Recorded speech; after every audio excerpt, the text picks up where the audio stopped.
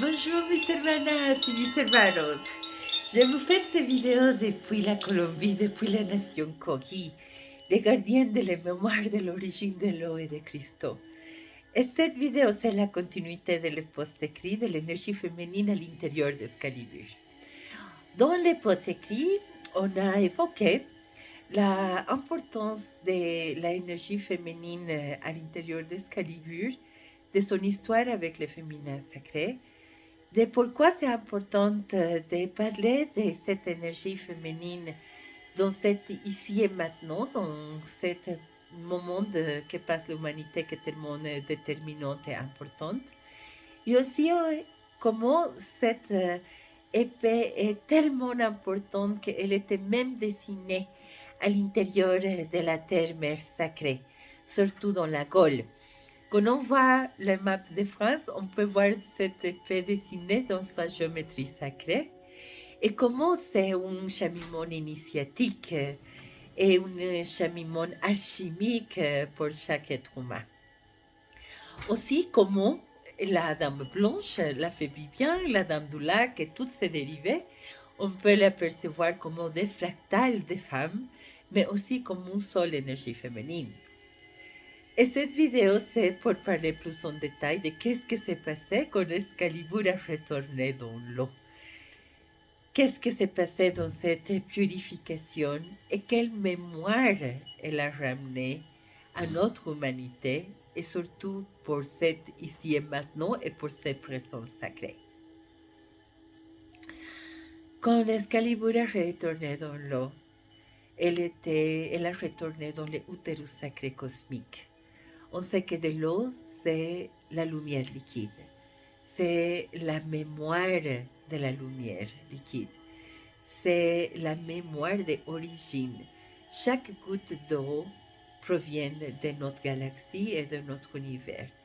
Et chaque goutte d'eau porte les mémoires, pas seulement de notre terre-mère sacrée et toutes ses habitantes, royaume animal, royaume végétal, royaume invisible, royaume humain, tous frères dans notre même mère, notre fraternité planétaire, mais aussi porte la mémoire de tous nos frères, de notre propre foyer cosmique, de notre galaxie déjà, tous ses habitants, tous ces royaumes avec ses ancêtres et avec la mémoire de la naissance de son esprit et le vécu de son âme.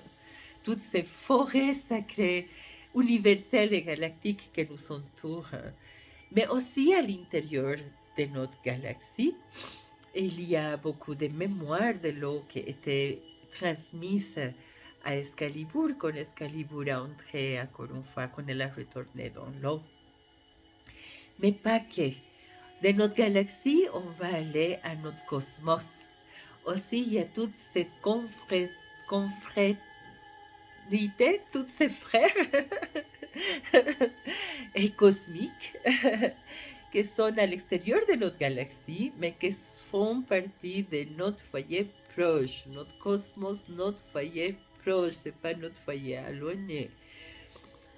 Et aussi, tous ces frères et sœurs, tous ces royaumes, ils portent les mémoires de ses ancêtres et les mémoires de la naissance de ses esprits et les mémoires de toutes ces forêts ancestrales cosmiques. Et de là, on va à notre univers. Et qu'est-ce qui se passe dans notre univers? Notre univers est composé de plusieurs multivers à l'intérieur de notre univers. Il porte les mémoires de tous ces multivers, de tous ces espaces, de tous ces êtres, avec ses ancêtres, avec sa lignée, avec ses royaumes et avec les mémoires de la naissance de ses esprits. O sea, vous imaginez toutes ces richesses seulement qu'on a dans notre univers. Et tout cet univers dans lequel on appartient, que c'est notre foyer, c'est une seule goutte d'eau à l'intérieur de tout cet lac et de tout cet océan rempli des autres univers avec ses multivers, chaque univers aussi, et toute cette mémoire, toute cette reliance dans la lumière, parce que l'eau, c'est la lumière liquide. Évidemment, Ça ne veut pas dire que toutes les mémoires qu'il y a là, c'est des mémoires que on peut dire, waouh, ça c'est une mémoire belle. Non, il y a les mémoires de l'histoire de tout, avec les positifs et avec les négatifs.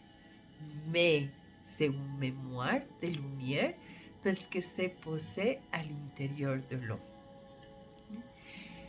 Quand l'Excalibur entrait dans l'eau, elle était donnée, elle entrait dans l'utérus sacré de notre univers avec tous ces multivers. Elle a été posée à l'intérieur d'un ovule qu'on peut dire c'est la terre-mère, notre Gaïa sacrée. Cet être sacré est son utérus sacré. Et là, elle était mise en forme, la forme de l'eau, dans les anneaux de la mémoire de l'eau. Elle a entré dans l'utérus sacré universel et elle était donnée dans la corporalité à les mains d'une femme, d'une énergie féminine. Ça, là, on voit plusieurs énergies féminines en corrélation des lumières. Évidemment, tout notre univers est féminin et masculin. Tout. Je suis une femme, évidemment, je porte mon masculin à l'intérieur. Mais aujourd'hui, j'ai décidé, comme plusieurs d'entre nous, d'incarner dans un corps féminin et les autres dans un corps masculin. Et ça aussi, c'est important, c'est pas anodin, c'était un choix qu'on a fait. Les femmes, aujourd'hui, pour rétablir cette énergie féminine, et les hommes, aujourd'hui, pour soutenir cette énergie féminine. Après, dans notre univers, il y a des autres endroits, des autres émanations, qu'on met à l'honneur toute cette énergie masculine aussi. Et s'il vous plaît, ce n'est pas de mettre en hauteur une énergie plus que l'autre. Pas du tout, on n'en est même pas là. On est en train de rétablir une énergie féminine qui aujourd'hui a besoin de reprendre sa place parce qu'elle était... parce que tout le système à travers l'histoire de l'humanité a essayé de taire et a essayé d'éteindre et a modifié toute l'histoire, qu'on sait tous ça, mais surtout aussi a modifié toute l'histoire dans le féminin sacré.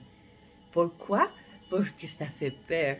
Parce que le féminin, à travers de son utérus sacré cosmique, et les hommes, à travers de son féminin et son utérus cosmique aussi, ils portent une puissance de renaissance tellement importante et de création tellement importante que le système a mis en place plein de choses pour dévier et manipuler et essayer de taire cette énergie-là. Mais toute cette énergie est écrite dans l'eau.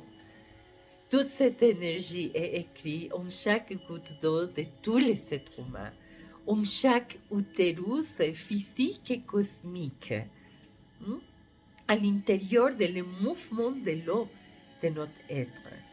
Que dans ce moment, pour recevoir cette transmission, je voudrais que vous ouvrez chaque goutte d'eau dans le fractal de le cristal que porte chaque goutte d'eau dans la lumière liquide que vous êtes.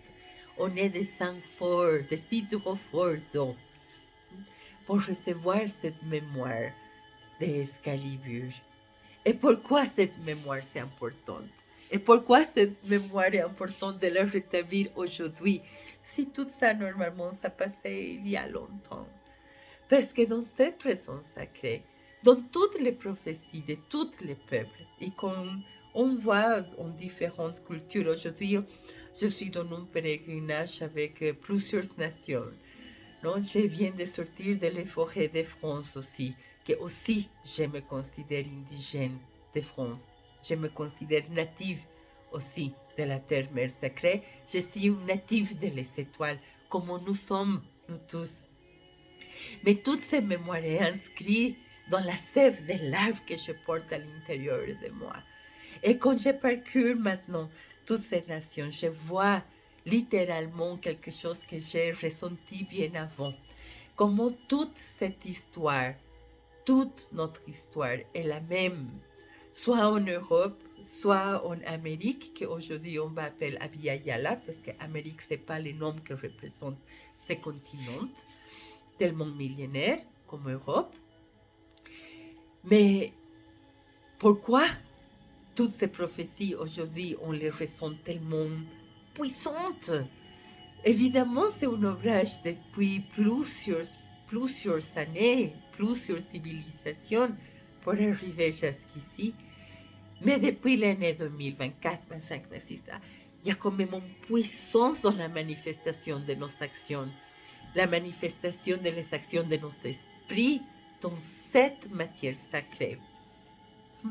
Entonces, quand je vois les prophéties de plusieurs nations, de la nation Kéros, de la nation Kogi, de la nation Lakota, de la nation Druide, et de la nation de Tibet, de la nation de Bhoutan, et de plusieurs autres cultures, on voit comment ça se parle de l'importance de l'énergie féminine pour la renaissance de la nouvelle humanité, pour la renaissance de cette nouvelle ère où on est en train de transiter dans ce passage à cette nouvelle ère. Et nous tous qui on a décidé d'incarner dans ce moment tellement important de l'humanité, on fait partie de tout ça.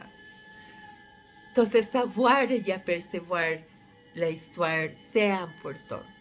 Cette histoire qui est écrite dans les éléments de votre esprit et de votre corps, dans les éléments à l'intérieur et à l'extérieur de Gaïa sacrée, dans les pierres, dans les arbres, dans les étoiles, dans les ruines archéologiques. Est-ce que vous savez déjà aller fouiller les ruines archéologiques que vous portez en vous? Laissez les rayons du soleil les surlever toutes ces poussières que porte la mémoire depuis la naissance de notre âme. Alors, Excalibur, c'est pas seulement une épée faite par les bâtons et la magie de Merlin, de Midrin, non. C'est un rétablissement avec les forgerons cosmiques, avec toutes ces énergies, pas seulement de cette matière sacrée et pas seulement de la mythologie qu'on peut lire ici, mais aussi c'est important d'ouvrir les livres de la histoire spirituelle de tout notre univers. Et là, on peut apercevoir comment Excalibur entrait dans l'eau, comment elle était mise dans la main de la dame du lac, de la dame blanche ou de Viviane. Il y a eu des fils de l'eau qui a connecté avec toute cette Gaïa, avec toute notre galaxie, avec tout notre univers et multivers propre à notre foyer proche, notre univers. Et comment toute cette énergie féminine a revenu à l'intérieur de cette épée.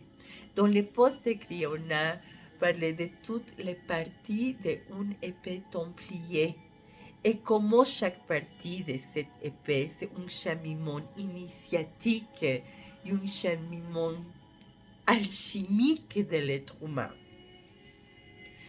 Alors, mes hermanos, les templiers, la liation du temps, hein?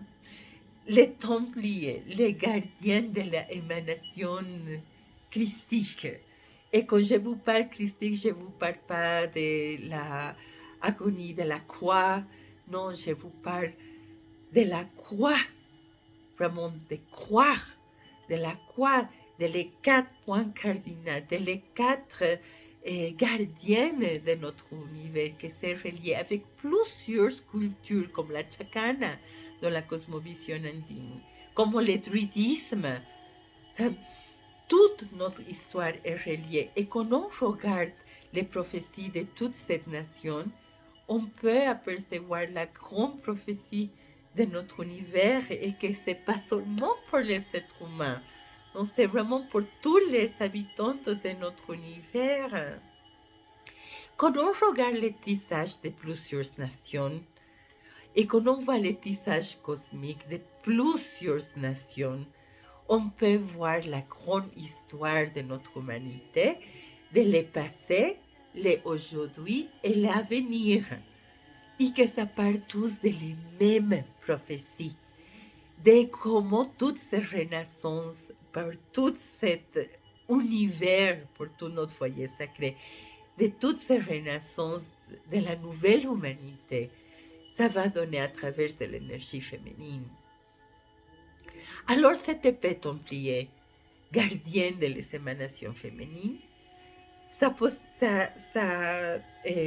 parcouru à travers de l'histoire en rétablissant une énergie féminine tellement importante, mais aussi tellement mise en silence, en préservant la vibration initiale de cette énergie féminine et de cette épée sacrée.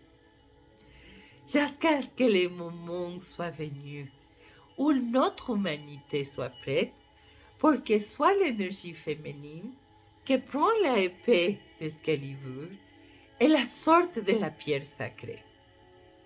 Est-ce que notre humanité est prête pour cette reivindication de l'énergie féminine? Alors, les Templiers, cette gardienne de l'alliation du temps, cette gardienne de l'énergie féminine, sont des êtres très importants et un tissage très important relié à l'épée Templier, relié à l'épée d'Excalibur. Et aujourd'hui, on peut voir comment c'est des grands gardiens des énergies de Marie et de Marie-Magdalène. Et là, de pouvoir parler de l'histoire de Marie-Magdalène à voix haute du cœur, pas à voix haute en criant à travers les systèmes, non, mais vraiment dans l'énergie des honneurs de cette prophète qui est venu à la terre pour être dans un rétablissement de toute une ère de l'humanité. Marie-Magdalène n'était pas la disciple de Jésus, il n'était pas seulement peut-être le binôme féminin de Jésus non plus. Elle était une prophète pour soi-même, même avant de connaître Jésus. La conception, l'enfance et les apprentissages de cette prophète sont de grande importance, surtout aujourd'hui, dans toutes ces mises à l'honneur et rétablissement de l'énergie féminine à travers l'épée d'Excalibur aussi. Et comment des fois il y a toutes ces émanations que l'univers et la terre-mère même décident qu'elles vont fleurir à travers les hermétiques, à travers les élémentaux, à travers la nature. Mais aussi c'est important d'apercevoir comment les systèmes aussi aperçoivent que ces émanations vont fleurir encore une fois. Ils font une manipulation et une préparation dans les subconscients collectifs pour que quand ces émanations s'affleurissent, ils vont à un autre côté. Par exemple, aujourd'hui, on parle plus ouvertement de que Maria Magdalena, elle était très importante, un disciple déjà, un disciple qu'elle est mise à l'honneur comme disciple, déjà est très importante avec tout l'évangile de Maria Magdalena et qu'elle était aussi compagne de Jésus et avec toute sa descendance.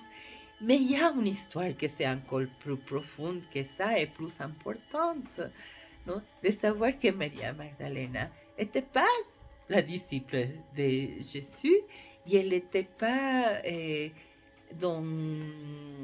un élève de Jésus. Elle était pas une prêtresse seulement, elle était une prophète préparée autant que Jésus pour toute cette transcendance qu'il y a eu dans l'humanité après le passage de ces deux êtres sacrés. De rétablir l'évangile de la conception et de l'enfance de Maria Magdalena, qui est déjà dans la mémoire. Ici, il y a déjà des livres qui sont écrits, que je mettrai petit à petit dans les chaînes pour que soit de la connaissance globale de l'être humain et d'apercevoir comment cet amour entre les deux, c'est pas cet amour comme on l'aperçoit ici, cet amour tellement limitant, même avec toute l'extension du cœur des couples, que c'était un amour encore plus élevé et un amour créatrice et transformatrice pour toute notre humanité et qu'on ne peut pas le réduire seulement à un amour de couple entre les deux. Pourquoi? Parce qu'encore dans l'humanité, cette relation d'amour de couple n'est pas tout à fait là, hein, et encore très limitée et très carrée. Et enlever toutes ces étiquettes pour pouvoir donner la liberté à toute cette vibration de reprendre sa place. Elle est déjà, elle est une émanation libre et indomptable, évidemment. Mais plus on ouvre les fractales de notre conscience spirituelle, plus on accueille et on est en résonance avec ces émanations-là de lumière, d'amour et de mémoire de l'eau. Así que merci mis hermanas y mis hermanos, merci à l'épée d'Excalibur pour avoir ramené et préservé toutes ces histoires pour cet ici et maintenant, pour ces présents sacrés, dans ce temps où les prophéties sont l'action de notre esprit. Gracias.